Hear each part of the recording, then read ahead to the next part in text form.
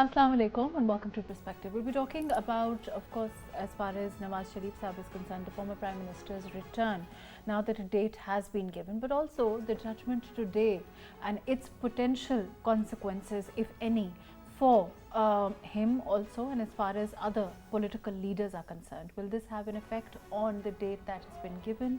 We'll be talking about that. We'll also be talking about as far as the CJP is concerned. Of course, this was his last judgment. His era of in the court, also his decisions, his little controversial, one has to acknowledge, time as the Chief Justice of Pakistan. We'll be talking a little bit about that, of course, judicial reforms which remain on the agenda again as a new Chief Justice of Pakistan will be sworn in on Sunday. All of that today on Perspective. I have with me Umer Gilani, who is a legal expert. Thank you so much for being with us today. We also have with us Barrister Shabbir Shah, who is an advocate of the Supreme Court. Thank you for joining us today. And we have with us Javed, jadoon, who is a senior analyst. Thank you for being with us today, Javed sir. Ji, Umer, like we were earlier saying, as far as this judgment is concerned, one, of course, it will have its potential consequences for, across the board for political leaders of different political parties. There's no doubt about that. There's also the dissenting note of Mansoor Ali Shah, which is, talking about parliamentary supremacy itself. How do you overall look at it? I think the judgment today, I think before we get into the merits of it, there are two things that need to be noted. Firstly, the timing. So this judgment had been reserved for quite some time, but it has been announced on effectively the last day of the outgoing Chief Justice's tenure. And the last case. And the dissenting note observes that the dissenting judge received a copy of the judgment only last night. So as a result, the dissenting judge was not able to record his reasons in any great detail. Unfortunately, I think that is an example of where the court was not being allowed to function as a collegiate and discursive institution. It was being in a way streamrolled by the powers that be, especially the Chief Justice, the outgoing. So, we can have different views on the merits of the judgment, but the manner in which it has been announced leaves some questions. And also the composition of the bench.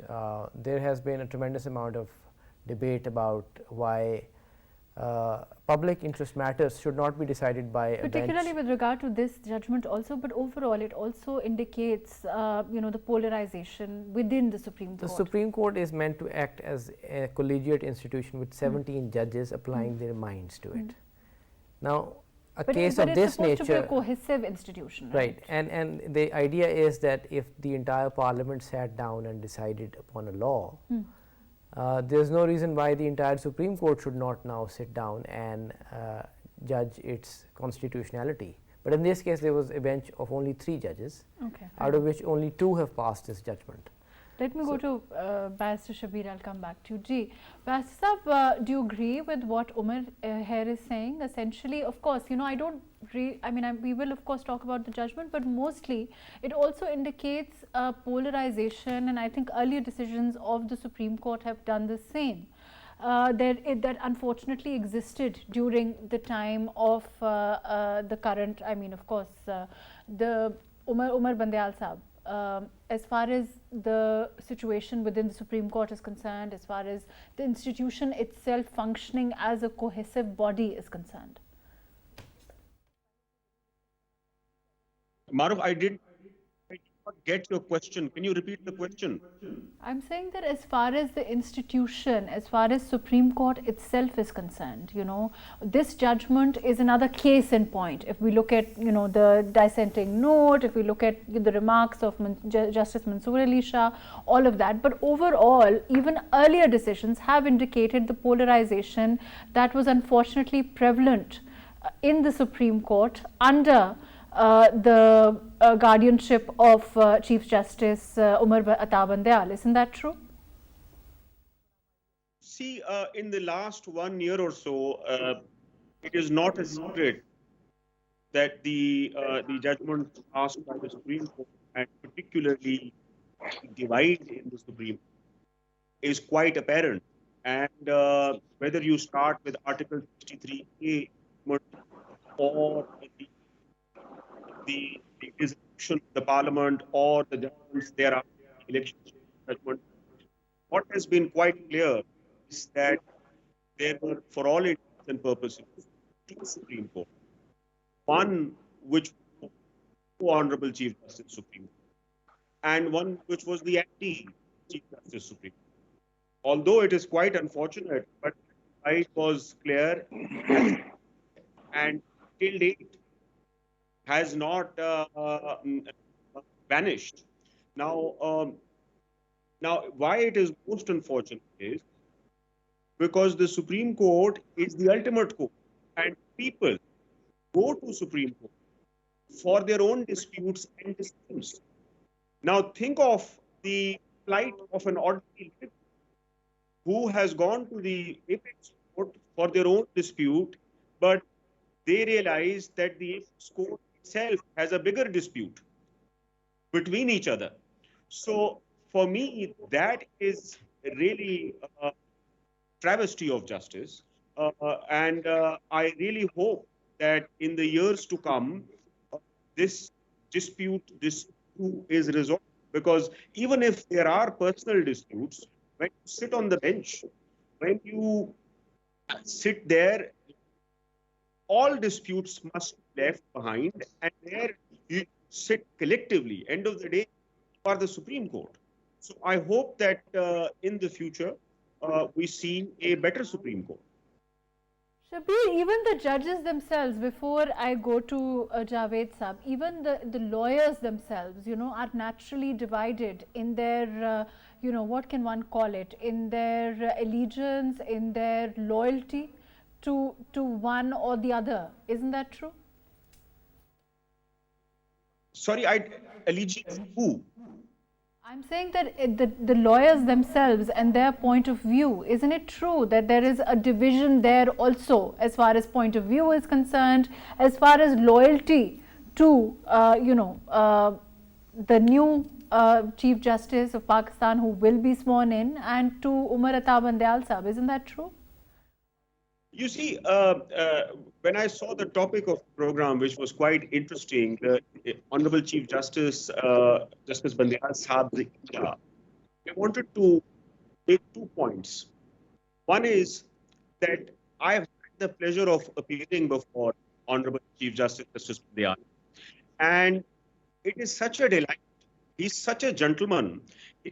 He speaks to you very courteously, and he still does. And if you were to call anybody a gentleman, Chief Justice, Honorable Justice Bandial would be a correct representation of who you call a gentleman. But if we look at the legal work, we have to divide it in 3 phases. And sorry, I would need 5 minutes to shed light on this, but perhaps if you give me that much time, or maybe I can comment in the next segment, whichever is appropriate. And then I'll come back to you. Javed Sahab, I want to talk also about the consequences of this judgment on the political realm also. Of course, we have a date in field as far as the former Prime Minister Nawaz Sharif Sahab's return is concerned. But now that this judgment has also come in, how do you look at things? Do you think there's likely to be perhaps more delay? Because of course we will be looking at a review by the government and a decision on that, because this sort of has reversed a lot of cases, decisions in that are set to, correct me if I'm wrong, continue in 7 days.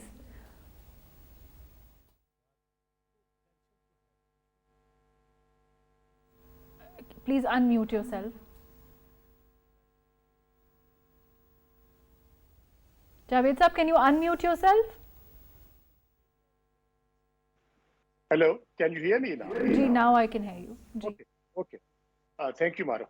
Mahrukh, I think as far as the political implications of this judgments are concerned, it is going to have a massive impact on the main political parties, Pakistan Muslim League and Pakistan People's Party. Because in the last 16 months when they were in power, they undone so many things as far as the NAB ordinance was concerned. And I think the decision, as far as the decision by the 3-member bench is concerned, it can be debated among the legal fraternity and community. But as far as the political implications are concerned, I think it will have grave consequences unless this goes to the appeal to the Supreme Court of Pakistan and is overturned. Because Pakistan Muslim League Noon Supremo is planning to come back to Pakistan. And I think at this particular juncture, this decision is going to sort of cause a kind of a pause as far as the PMLN leadership is concerned, and think it over again and again whether he should come back to Pakistan before anything changes as far as the decision of the top court is concerned. Why? Because so many cases were shut down because of these amendments, particularly the issue of 500 million rupees. The corruption cases which were less than 500 million rupees were not to be judged by the NAB. But now, since it has been overturned, even those cases could be taken up by the NAB. And second is the most important, I think, in my personal opinion, is that restoring the tenure of the NAB chairman to 4 years. Whoever is there right now definitely will be planning another 4 years as far as these important political cases are concerned. And it will definitely have a lot of impact on the upcoming general elections as well. Because once these two main political parties' leadership is mired in court cases and NAB cases, I think then it will be extremely difficult for them to concentrate fully on campaigning. Because they must be thinking right now what went wrong. And unless, I think, the upcoming Chief Justice of Pakistan, Justice Qazi Faizi Sahib, has decided to take up the case of practice and procedure bill on the 18th of this month. And I think that would depend a lot on what goes on in the Supreme Court of Pakistan in this particular context. If they get the right to appeal, I think then they might stand a chance to retrieve the situation. But otherwise, I think they are in very dire situation as far as the top leadership of two main political parties is concerned. Mahrukh. Let me come back, Javed Saab. Umer, as far as this concept is concerned, as far as this, the issue of parliamentary supremacy, which is what Mansoor Ali Shah largely talks about in the dissenting note, how do you look at this now that the judgment is there as a lawyer, in terms of the way that this judgment is structured, in terms of the way that it strikes down, apart from one provision, most of the other provisions, the will of the parliament versus the role of the judiciary, generally speaking. And this is not just about this judgment. I think not very long ago we had another piece of legislation which was again, became an issue of debate over news channels, and we saw what happened with regard to that also. I think this judgment is actually provides us a good opportunity as a country, as a polity, to reflect upon what is the the role of the judiciary, what is the role of the parliament in the system of governance that we have adopted for ourselves. And I think many students of the Constitution would agree with what Justice Mansoor Ali Shah has held, that it is not the role of the parliament to decide what sort of criminal laws we should have in this country. It is not the role of the judiciary to decide what kind of criminal laws in this country we should have. The role of the judiciary is, on the other hand, to protect the fundamental rights of the people, notwithstanding what kind of laws the parliament makes. So, let me put this in more concrete terms. Whether somebody who has been alleged to have embezzled 10 crores or 50 crores of public money should be tried by NAB or by FIA or by the police station or by the provincial anti-corruption departments, that is a decision for the parliament to take. But when somebody is actually arrested by any of the law enforcement agencies of this country, protecting his or her right to liberty by giving his or her bail application a fair hearing, and by making sure that he or she is presented before a magistrate within 24 hours, and if there are grounds to bail him out so that he is not convicted before a trial is complete. That protection of fundamental right to liberty is the job of the judiciary. Now, what we are seeing here is that for the longest time, especially during the last the period between 2017 to 2022, we saw that the judiciary almost completely abdicated its job of protecting the right of liberty. So there was a time when the leader of the opposition in the federal parliament, Mr. Shahbaz, and the leader of the opposition in the provincial assembly, Mr. Hamza Shahbaz, the former Principal Secretary to the Prime Minister, the former Principal Secretary to the Chief Minister, half a dozen of the previous cabinet ministers, they were all rotting in NAB custody, while the judiciary was reluctant to even hear their bail applications. That was a violation of constitutional rights, where the judiciary could have legitimately stepped in. So then, Umer, would you agree that it has always been, has judiciary always been politicized? So the point I am making is that the job that the judiciary should be doing for the longest time they have not been doing. Instead, the job that the parliament is supposed to do to decide what kind of criminal laws, what kind of criminal procedures we should have, that is the job where the judiciary is now stepping in. And we do hope that with the coming in of a new era in the Supreme Court, under the tenure of Chief Justice Qazi Faiz Isa, the court will also ponder upon these issues. If we continue to mix these boundaries, we will end up with a situation where neither liberty is protected nor the public exchequer is guarded. Let me go to Barrister Shabbir. Shabbir Sahab, before you elucidate on what your earlier comment was, there's another, comment of Bandial Sahab itself that I'd like to read. He said that, because of the influx of constitutional cases, and the court became controversial, saying that the court itself became a victim of these tough tests and environment several times. The CJP added that these circumstances had affected the performance of the judiciary. Would you agree with that? Isn't it always up to the judiciary to sort of, deal with such difficult cases? See, I wanted to shed some light on judicial activism, and also, if we can come to this last point in this context, what I wanted to mention is that you see, there were two principles which every lawyer would tell you, and even the layman would tell you, that for over 50 or 100 years, we have always abided by these principles. One is separation of powers. The other is that the courts will not enter into policy matters, or the courts will not enter into political matters. Political thicket doctrine, it is known as. Now, these age-old principles are violated with judicial activism, and it started with the Chaudhry Iftikhar's era, and then it continued. But you would see that there was a time when Justice Nasir al-Mulk came and Justice Umer Gilani came, the two honorable Chief Justices, you would not have heard a suo motu being taken for anything. So I must pay a lot of respect for the two gentlemen. And thereafter, Justice Saqib Nisar came and Justice Gulzar came. That was a time we were at our worst in that time.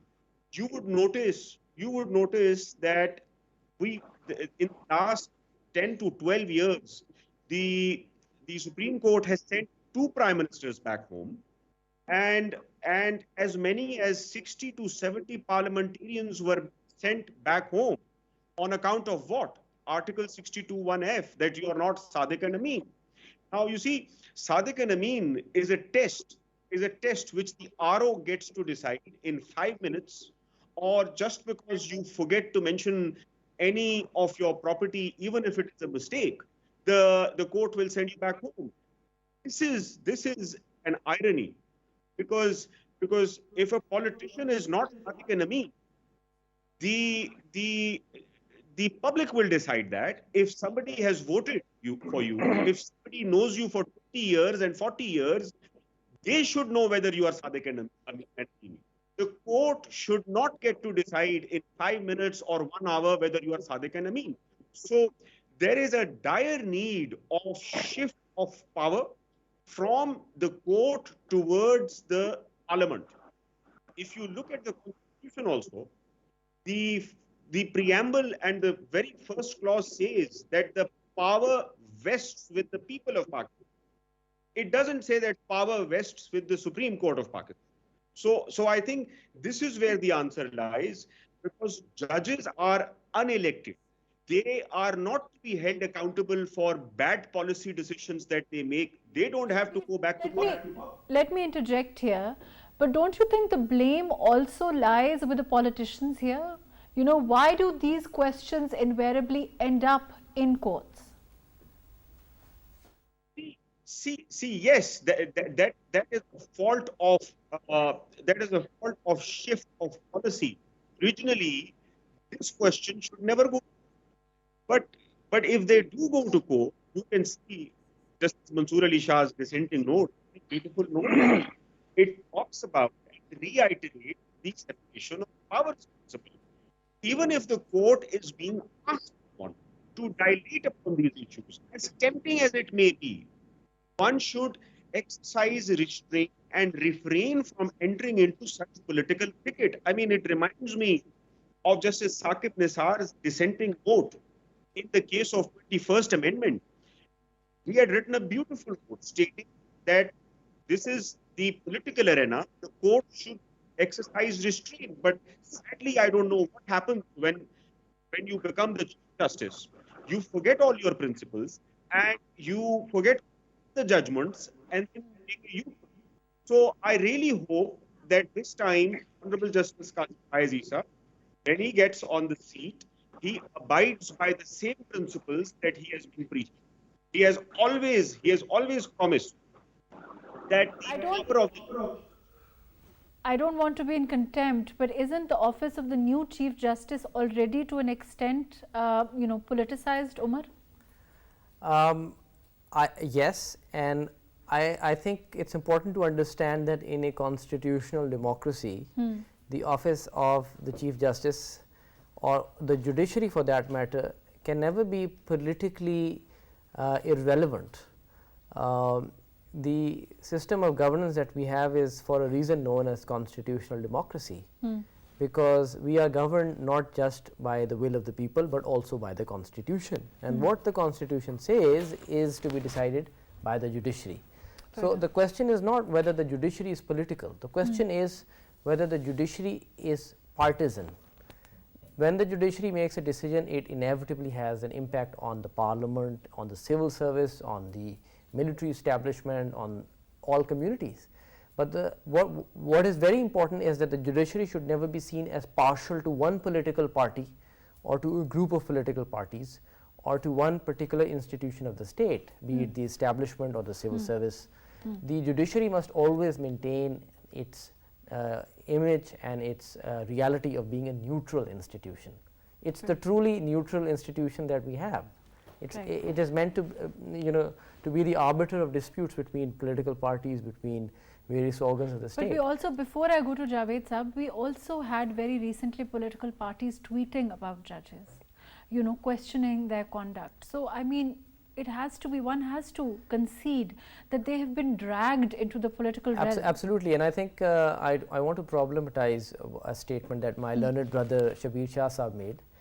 which is that yes, we have to bring power back to the parliament, and for that the judiciary will have to concede some space. But the parliament will also have to establish through its conduct, through the manner in which it carries out its transactions in business, its ability to exercise that power. Unfortunately, what we saw in the last week of Parliament, in fact on the last 2 days of Parliament, we saw more than 24 bills being introduced, streamrolled and passed. Who, be it a judge or a common man, will give credence to a Parliament that has the alacrity to pass 24 acts of Parliament in one sitting without anyone even opening it up or read it or to discuss it? If the sanctity of the Parliament is to be restored, this will have to be done both by other organs supporting it and by the Parliament itself stepping up to the challenge. Fair enough. Javed Sahab, overall, as far as the PMLN is concerned, we saw what Maryam Nawaz said. She says that, of course, the former Prime Minister's return is a sign of hope for the PMLN. We've also recently seen, as far as the PMLN is concerned, their hopes are, of course, pinned to a huge extent on the former Prime Minister Nawaz Sharif Saab's return, because he is seen as very much as PMLN, and his voter base, his popularity is what makes PMLN what it is. His return, how do you look at his return and the potential consequences of the former Prime Minister's return on their voter base, revitalizing the party, all of that? Question is directly linked with the perception among the people of Pakistan regarding the corruption and corrupt practices at the high echelons of power in Pakistan. You talk to any common man on the street and he will say that every political party has failed to deliver as far as their political agendas were concerned and their manifestos were concerned. Now there's a common perception among the people of Pakistan. Pakistani population is a young population, and less than 70% population is less than 30 years of age. And now, as far as the accountability process is concerned, Mahrukh, can we envisage a society there is no accountability, and we are mired in discussions, in debates regarding the judicial activism and the judicial sort of favoritism or their biases towards one political party or the other?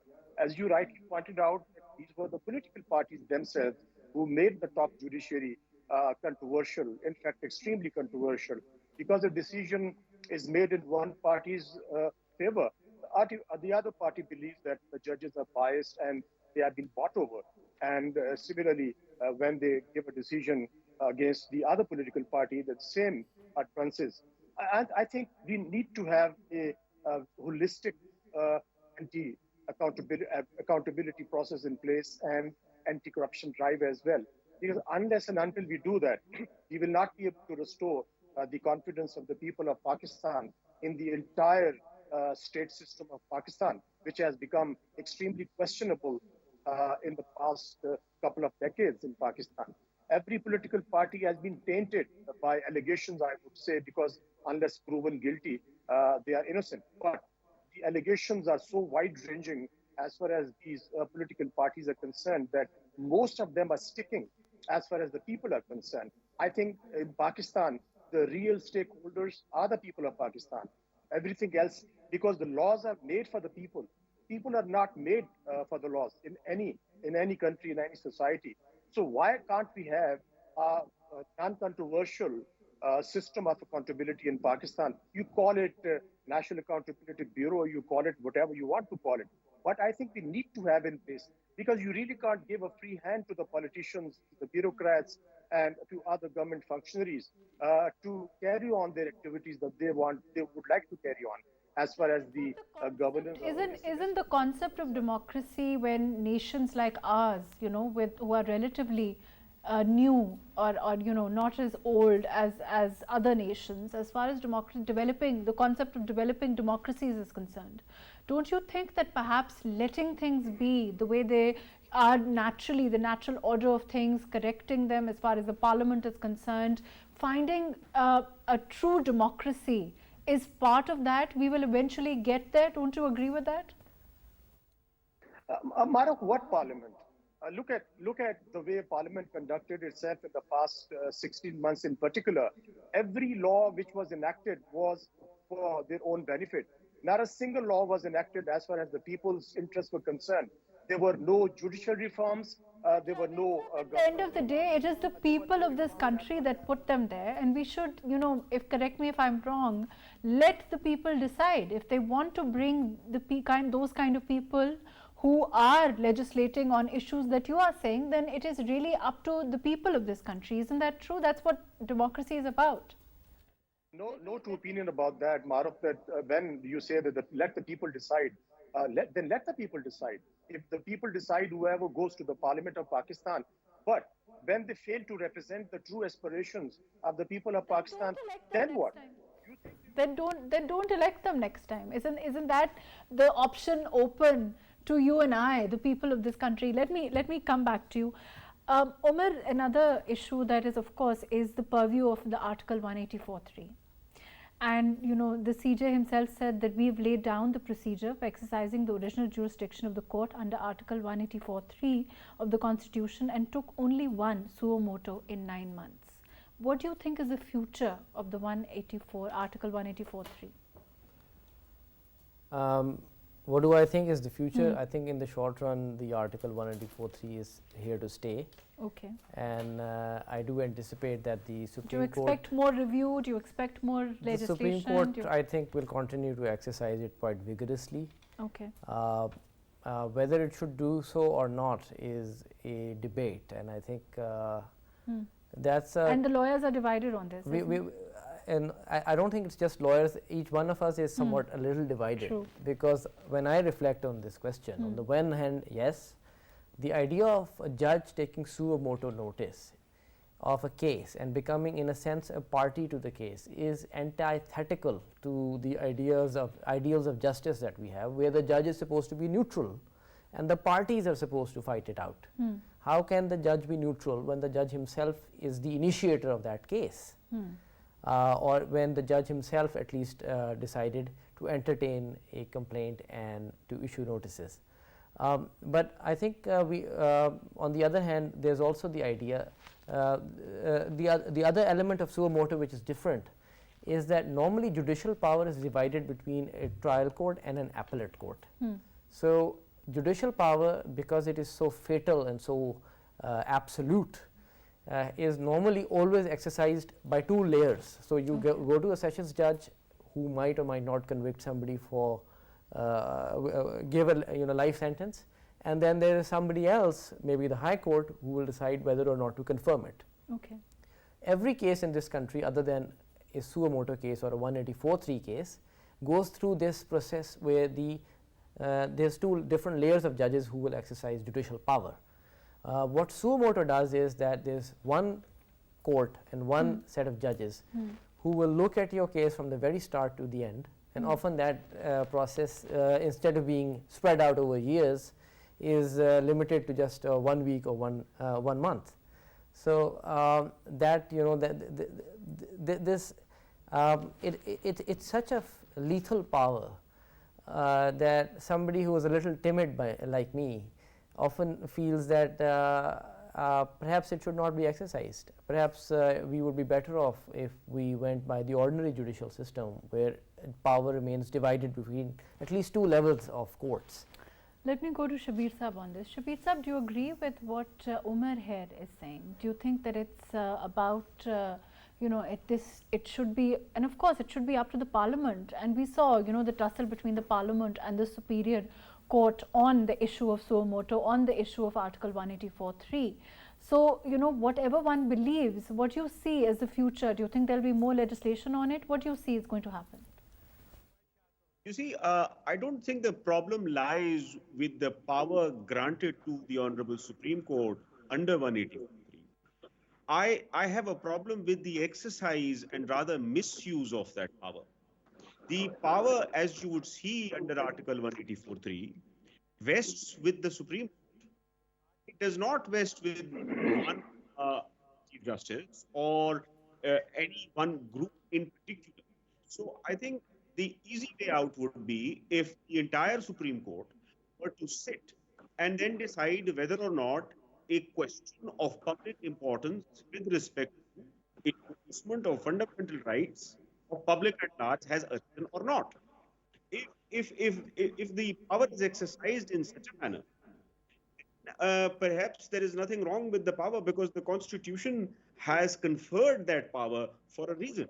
And I think I would also, and in my very humble opinion, the act passed by the parliament, whereas it is also debatable whether or not a constitutional amendment was required.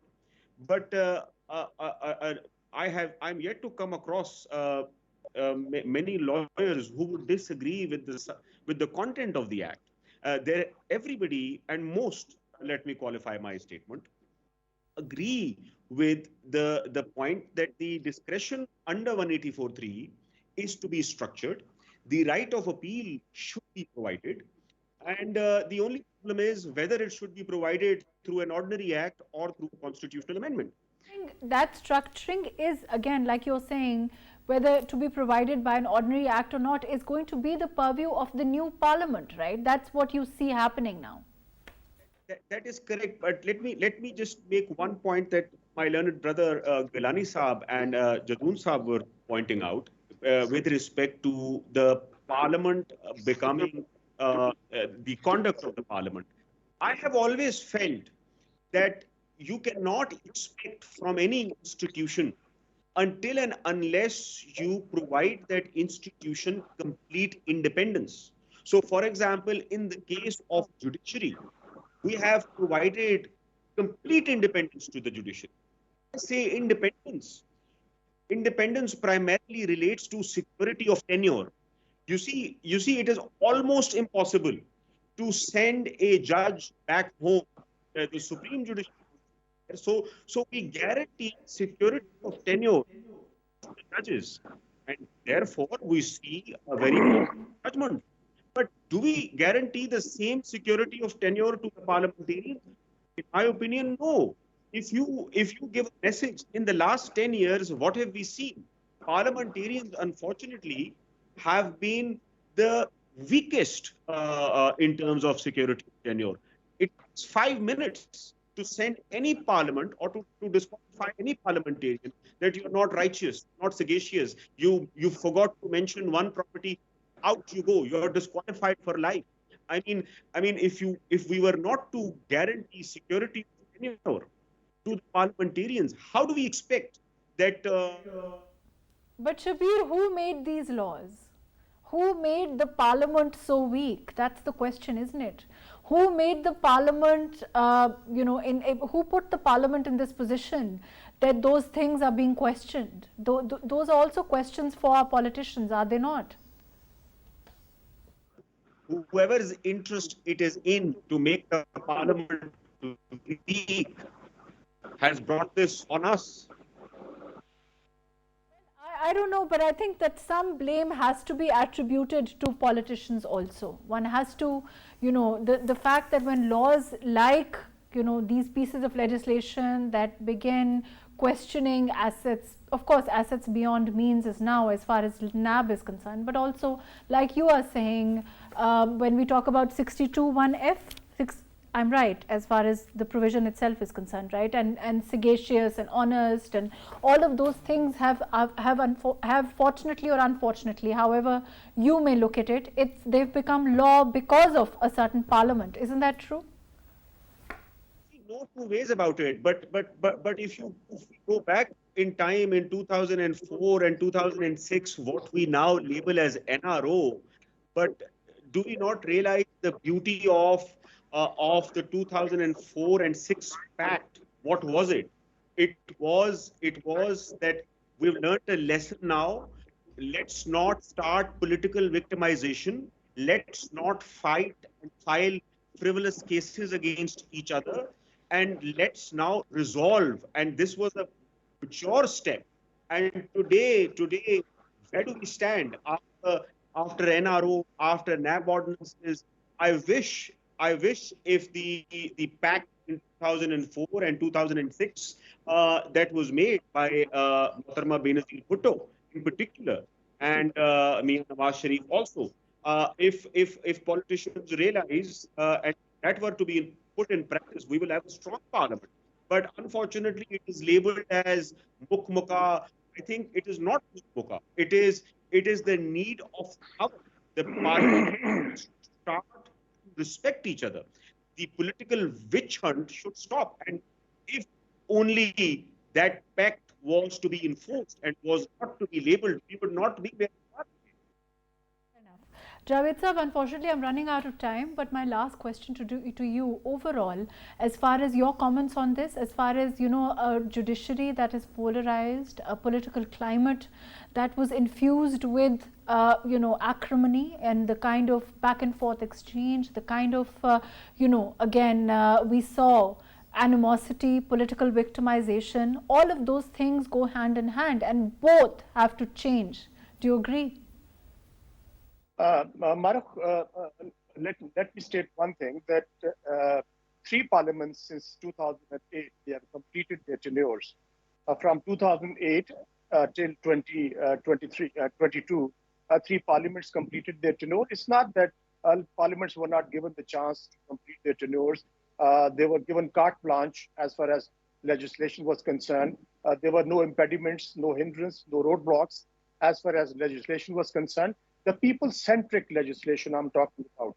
Okay, now you're talking about institutions, the judiciary as well. I think in Pakistan, there's every kind of a argument which goes in favor of saying that every institution is compromised. They have not been able to deliver what they were desired to be delivering to the people of Pakistan.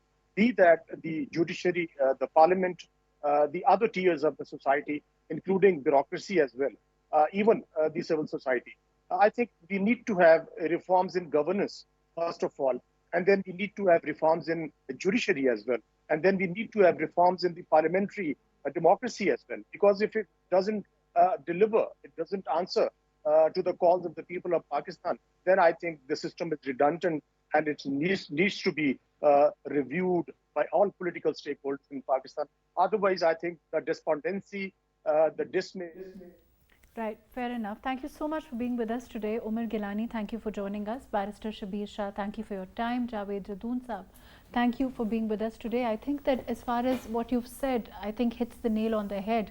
That as far as our judiciary is concerned, yes, judicial reforms have long been awaited and we're all waiting for them through successive governments. Whether we talk about the parliamentary style of governance, perhaps reforms there are also long overdue.